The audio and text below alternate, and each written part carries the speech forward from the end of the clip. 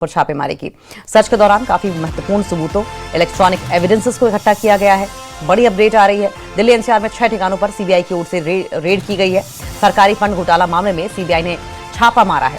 661 करोड़ का बताया जा रहा है ये घोटाले का मामला है, जहां पर जिस मामले में रेड चल रही है। सीबीआई ने हरियाणा सरकार और चंडीगढ़ प्रशासन के विभागों में सरकारी धन के कथित दुरुपयोग से जुड़े 661 करोड़ रुपए के बड़े वित्तीय घोटाले की जांच के सिलसिले में दिल्ली एनसीआर में 6 ठिकानों पर छापेमारी की। सर्च के दौरान काफी महत्वपूर्ण सबूतों, इलेक्ट्रॉनिक एविडेंसेस को इकट्ठा किया गया है।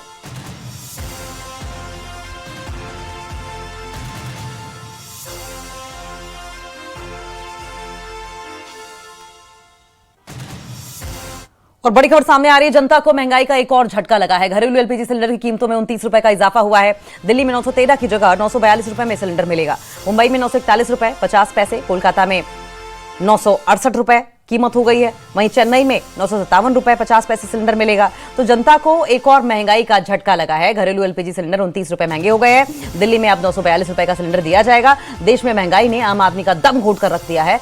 जरूरत का सामान दिन पर दिन महंगा होता चला जा रहा है। दूध, पेट्रोल, डीजल और सीएनजी के बाद अब देश में घरेलू एलपीजी के दाम भी बढ़ा दिए गए हैं। कंपनियों ने घरेलू गैस सिलेंडर की कीमत में 29 रुपए की बढ़ोतरी की है। बढ़ी हुई कीमतें आज से ही लागू हो जाएंगी और अब नए रेट के मुताबिक दिल्ली के दाम 942 रुपए हो गए हैं। दिल्ली में एलपीजी सिलेंडर के दाम दरअसल 942 रुपए हो गए हैं। और वहीं अगर बात की जाए दूसरे महानगरों की, तो मुंबई में 941 रुपए हो गए हैं। चेन्नई की अगर बात करें तो 257.50, तो कोलकाता में 968 रुपए हो गए। तो कुल मिलाकर एलपीजी सिलेंडर्स के दाम जो है घरेलू, वो अब और ज्यादा बढ़ गए हैं। महंगाई की मार एक बार फिर से जनता पर पड़ती हुई नजर आएगी।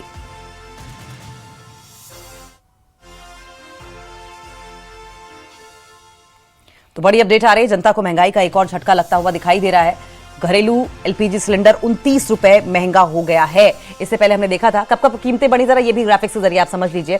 7 मार्च को 60 रुपए प्रति सिलेंडर महंगा हुआ था। और दिल्ली की अगर बात करें तो 942 रुपए हो गया है। मुंबई की अगर बात करें, ये देखिए हम अलग अलग शहरों को आपको बता रहे हैं, अलग अलग शहरों का क्या हाल है।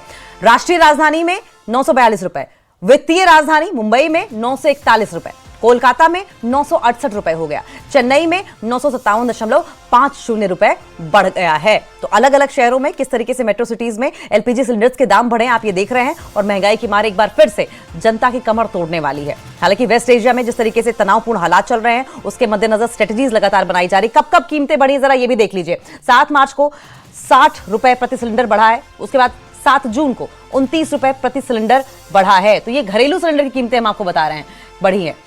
और इसी तरीके से आपको बता दें कि 3 महीने में दूसरी बार है जबकि एलपीजी की कीमत बढ़ाई गई है। इससे पहले 7 मार्च को एलपीजी सिलेंडर के दाम 60 रुपए बढ़ाए गए थे। और इसी तरह 3 महीने के अंदर अंदर घरेलू सिलेंडर 89 रुपए महंगा हो गया। और इसी महीने की पहली तारीख को ही 19 किलो वाला एलपीजी सिलेंडर की कीमतों में 42 रुपए की भारी एकदम से बढ़ोतरी कर दी गई थी। और जिसके बाद दिल्ली में कमर्शियल सिलेंडर्स की कीमत अब 3113.50 रुपए पहुंच चुकी है, जो लगभग पिछले 1 साल में देखा जाए, अब 6 महीने कह लीजिए, दोगुनों के आसपास पहुंच गई है। और अब ग्राफिक्स के जरिए हम ये भी समझेंगे कि कब कब कीमतें बढ़ी हैं। 7 मार्च की बात कर ली जाए, कीमत बढ़ी। 7 जून को कीमत बढ़ी। 7 मार्च को 60 रुपए प्रति सिलेंडर कीमत बढ़ाई गई। और उसके बाद ठीक 4 महीने के अगर डिफरेंस में आप देखें तो 7 जून को 29 रुपए प्रति सिलेंडर और ज्यादा कीमत बढ़ा दी गई है।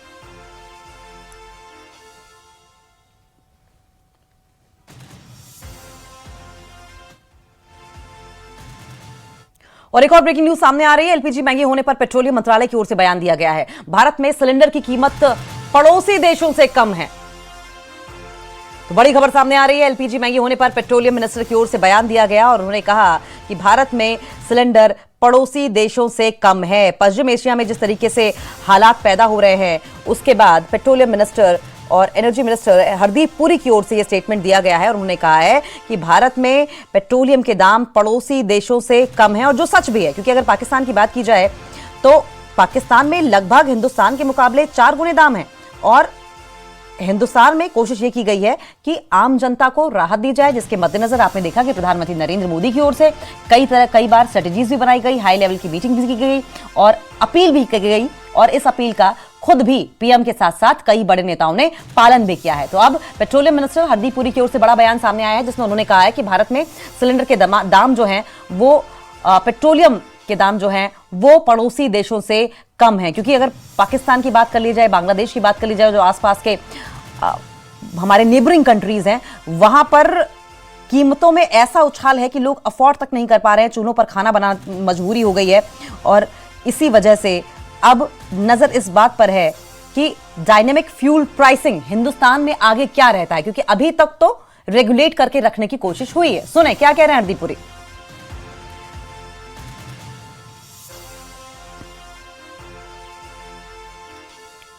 तो एक और बड़ी अपडेट आ रही है, दिल्ली में अवैध निर्माण के खिलाफ एक्शन जारी है। 1 जून से अब तक 94 अवैध निर्माण ध्वस्त कर दिया गया है। 114 संपत्तियों को भी सील किया गया। अवैध निर्माण पर बुलडोजर कार्रवाई की जा रही है। बड़ी खबर आ रही है, दिल्ली में अवैध निर्माण के खिलाफ एक्शन लगातार जारी है। 1 जून से अब तक 94 अवैध निर्माण ध्वस्त किए गए। 114 संपत्तियों को भी सील कर दिया गया। तस्वीरें ये देख रहे हैं, देखिए ये सील की हुई संपत्तियां हैं और ये उस वक्त की तस्वीरें हैं जब ये एक्शन लिया जा रहा था, सीलिंग की कार्रवाई की जा रही थी। जहां पर सीलिंग की जरूरत महसूस हुई वहां सील कर दिया गया, लेकिन जहां पर अवैध निर्माण इतना ज्यादा है कि उसे गिराना ही जरूरी समझा गया तो वहां पर गिराया भी गया है। अवैध निर्माण पर बुलडोजर कार्रवाई भी की गई है। कई जगहों पर ऐसा देखा गया कि बिल्डिंग बाय लॉज को वायलेट किया गया है, साथ साथ रूल्स एंड रेगुलेशंस की धज्जियां उड़ाई गई हैं, जो भी सेफ्टी नॉर्म्स हैं उन्हें बाईपास किया गया है। इन सब चीजों को ध्यान में रखते हुए अब जगह जगह कार्रवाई की जा रही है। इलीगल कंस्ट्रक्शन पर अब प्रशासन का चाबुक चल रहा है।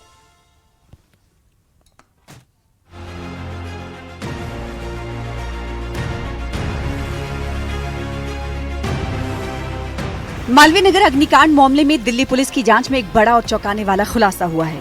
पुलिस ने इस अग्निकांड के मुख्य जिम्मेदार यानी होटल के कुक को गिरफ्तार कर लिया है। आरोपी कुक का नाम केशव नेगी बताया जा रहा है। पुलिस जांच और फॉरेंसिक रिपोर्ट में ये साफ हो गया है कि ये आग किसी तकनीकी खराबी से नहीं, बल्कि सीधे तौर पर कुक केशव नेगी की घोर लापरवाही की वजह से लगी थी। मालवीय नगर होटल अग्निकांड के बाद दिल्ली पुलिस हर तरीके से जांच में जुटी हुई है।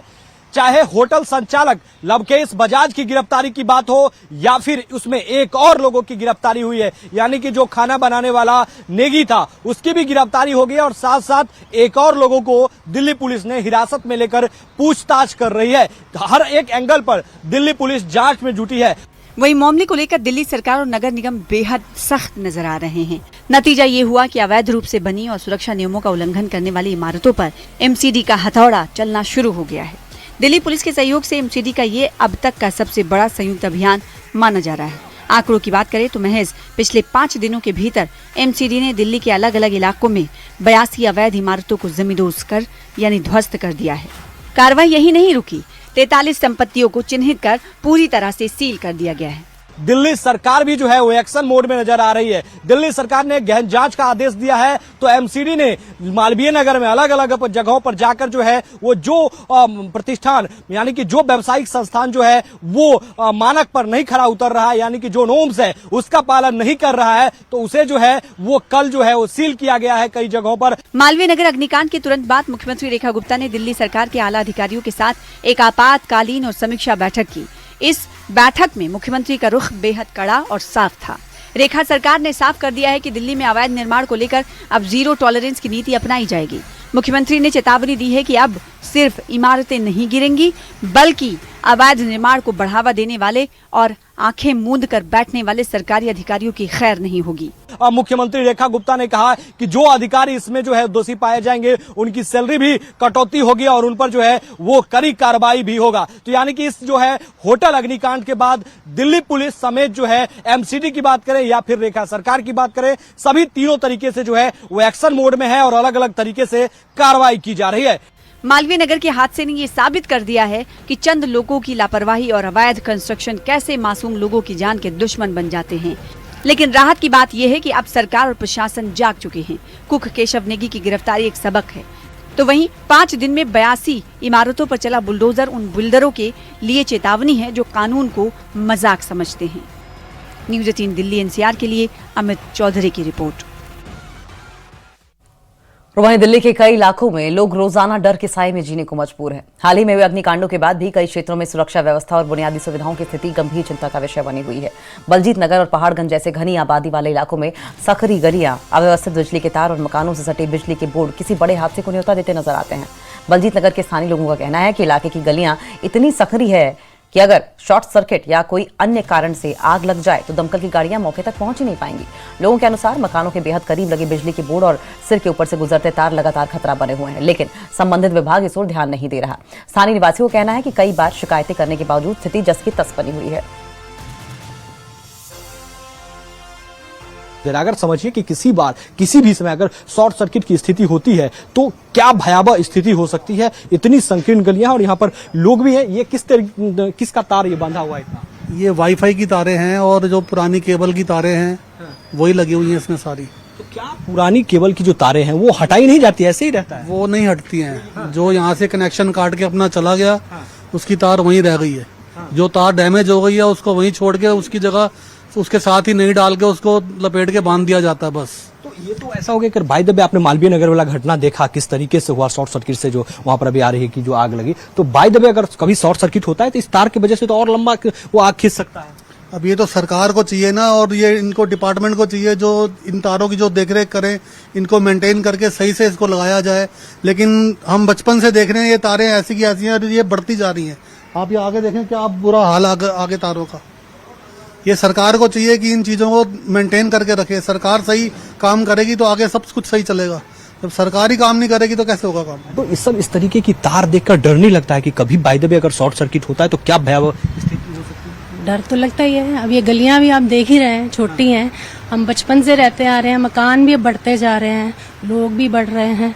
तो कहीं कुछ ऐसा अगर हो जाएगा तो ये एक के लिए इशू नहीं होगा, ये सबके लिए इशू हो जाएगा। छोटी छोटी गलियां हैं और ये तारे जो लगी है किस चीज का है? डर नहीं लगता है यहाँ पर? ऐसा है, तारों से हमारे को तो डर नहीं लगता, मगर बाहर से जो आएगा उसको डर लगेगा। और ये जो तारें ऐसे लटकी हुई हैं बिना काम की, कोई आगे एक दफा किसी का कनेक्शन कट जाता है तो वो उसको री इंस्टॉल कर देगा, बाकी की जो वेस्ट है तार वैसे की वैसी लटकी रहेगी। डर नहीं लगता आप लोगों को कभी शॉर्ट सर्किट हो जाए? नहीं डर लगता, क्योंकि एक बार शॉर्ट सर्किट हो चुका है। हाँ जी। तो यहाँ पर अगर आग लगेगी बाय द वे तो यहाँ पर तो फायर ब्रिगेड की गाड़ियां भी नहीं पहुंच सकती? नहीं पहुंच सकती क्योंकि पहाड़ी इलाका सारा ही है। आप लोगों ने कभी कंप्लेन नहीं किया इसको लेकर? नहीं, फिर लगा जाते हैं, बार बार लगा जाते हैं। जितनी बारी कंप्लेंट करो काटते हैं, फिर लगा जाते हैं वो दोबारा से।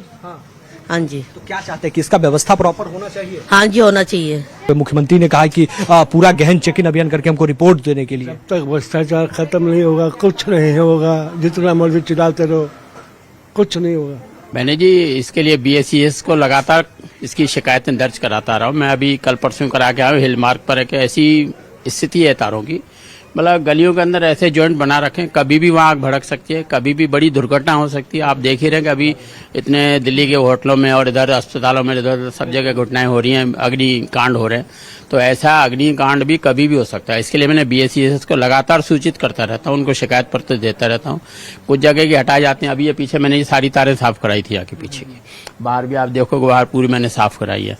लेकिन फिर भी BSES वाले बोलते हैं जी अब हम कहाँ तक करें, ये केबल वाले हैं, DTH वाले हैं, इनकी काफ़ी सारी है, ये भी हमारे उसमें लगा देते हैं, उनको मना करते हैं फिर नहीं मानते।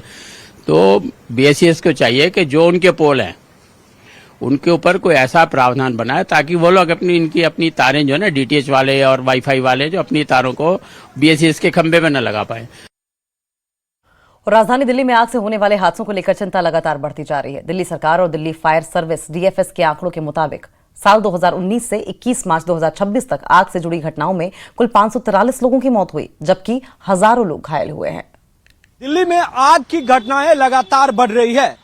पिछले 6 सालों का जिक्र करें तो 6 साल में करीब 543 यानी कि 543 लोगों की जो है वो आग लगने से जो है वो मौत हो चुकी है। तो वहीं हजारों लोग जो हैं वो घायल हुए। आपको हाल ही में बता दें कि मालवीय नगर होटल अग्निकांड में 21 लोगों की जानें चली गई। कई लोग आज भी जो है वो जिंदगी मौत से लड़ रहे हैं, लेकिन 21 लोगों की मौत के बाद फायर सेफ्टी डिपार्टमेंट पर जो है वो बड़ा क्वेश्चन मार्क खड़ा हो गया है। क्या दिल्ली एनसीआर में जहां संकीर्ण छोटी छोटी गलियां हैं, जहां पर बहुत ज्यादा लोग रह रहे हैं, जीवन यापन के लिए अलग अलग जगह से यहां पर आ रहे हैं, तो क्या वहां पर सुरक्षा मानक का जो है वो प्रॉपर ध्यान नहीं रखा जा रहा है? जो व्यावसायिक प्रतिष्ठान है, क्या उसकी गहन चेकिंग नहीं होती है? क्या उसके खुलने के समय जो है वो प्रॉपर मॉनिटरिंग नहीं होती है? ये सिस्टम पर बड़ा एक क्वेश्चन मार्क निशान खड़ा हुआ है। इसको लेकर अब सरकार और एमसीडी भी सशक्त नजर आ रही है और जगह जगह पर जो है वो कार्रवाई कर रही है। लेकिन दरअसल 21 लोगों की मौत के बाद जो है वो सीधे तौर पर फायर सेफ्टी डिपार्टमेंट पर क्वेश्चन मार्क खड़ा हुआ है। क्योंकि अगर पिछले 6 साल में देखें तो फिर 6 साल में लगातार आग लगने की जो संख्या है उसमें भी बढ़ोतरी हुई है और 543 लोगों की जो है वो आग लगने के कारण उस घटनाओं में 543 लोगों की मौत हो गई है।